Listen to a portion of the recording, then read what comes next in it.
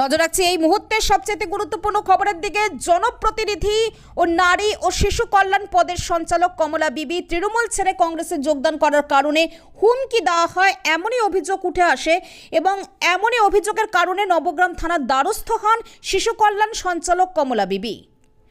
আবারও জানিয়ে রাখি, জনপ্রতিনিধি ও নারী ও শিশু কল্যাণ পদের সঞ্চালক কমলা বিবি তৃণমূল ছেড়ে কংগ্রেসে যোগদান করার কারণে হুমকি দেওয়া হয় এমনই অভিযোগ করে নবগ্রাম থানার দ্বারস্থ হন শিশু কল্যাণ সঞ্চালক কমলা বিবি। তাকে বাড়ি গিয়ে তার মেয়েদেরও হুমকি দেওয়া হচ্ছে, যদিও এই বিষয়টি পুরোপুরি অস্বীকার করেছেন ওই অঞ্চলেরই সভাপতি। শুনুন কি জানাচ্ছেন কমলা বিবি।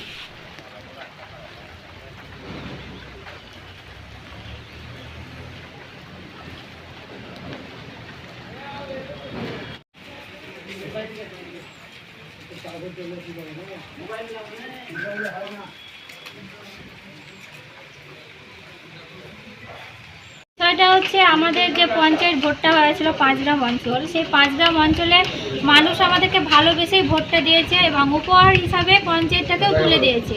এবার আমাদের যে মেম্বারগুলো সদস্যগুলো ছিল, সেই সদস্যগুলো সবাই ভালোভাবে চলছে, কিন্তু কিছু কিছু সদস্যকে ওরা প্রাণনাশের ভয় এবং হুমকি দিয়ে নিজের দলে টানার চেষ্টা করছে।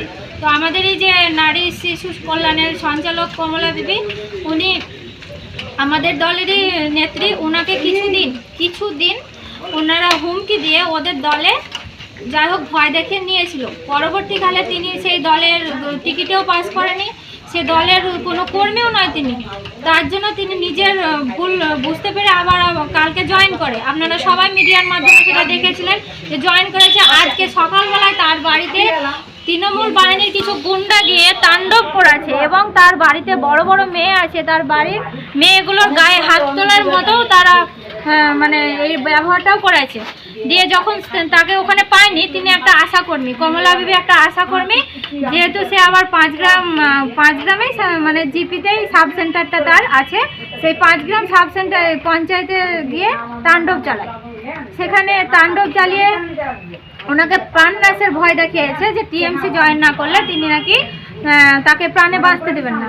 তাহলে আমি মমতা বন্দ্যোপাধ্যায় মাননীয় মুখ্যমন্ত্রীকে দৃষ্টি আকর্ষণ করছি, তিনি কি মানে মানুষের গণতন্ত্রকে ছিনিয়ে নিচ্ছে না, এগুলো তার দৃষ্টিতে পড়ছে না যে বারবার কংগ্রেসের টিকিটে কিংবা সিপিএমের টিকিটে পাস করা কর্মীদের টাকা দেখিয়ে ভয় দেখিয়ে যদি এইরকমভাবে ভোটে জিতেও তাদেরকে টেনে নেওয়ার চেষ্টা করে, তাহলে তাকে বলুন যে গণতন্ত্র পুরোটাই মানে তিনি উঠিয়ে নেবেন।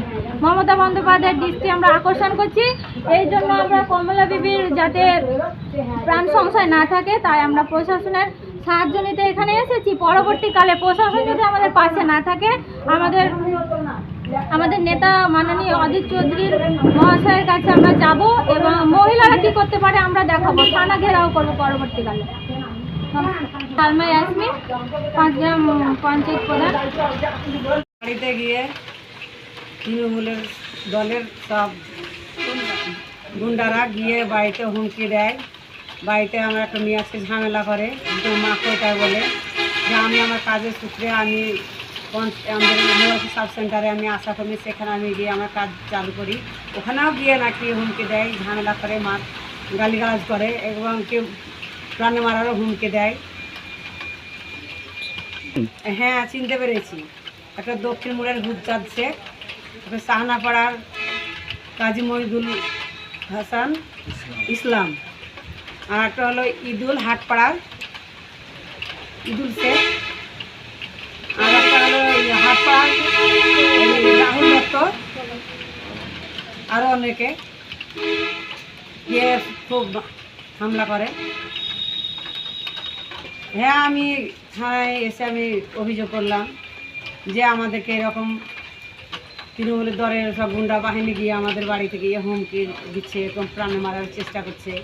আমি সাব সেন্টারে গিয়ে কাজ করতে পারছি না, কাজ করতে গিয়েও মানে সেই গিয়েও ওখানে আমাদের ঝামেলা করে, নোংরা কথা বলে, অশ্লীল ভাষা বলে, এমন কথা মানে মুখে প্রকাশ করা যায় না, এরকম ধরনের আমাকে কথা বলে। মানে ওদের দলে ওকে থাকতে হবে, যেতে হবে, মানে আতঙ্কে আছি সবসময়, মানে প্রাণে মারার চেষ্টা করছে, ফোন করছে হুমকি দিয়ে আমি মানে আতঙ্কে আছি। আমার নাম কমলা বিবি, পাঁচগ্রাম হাটকড়া। আমি পাঁচগ্রাম জিপির মেম্বার, নারী শিশু কল্যাণ দপ্তরের মহিলা।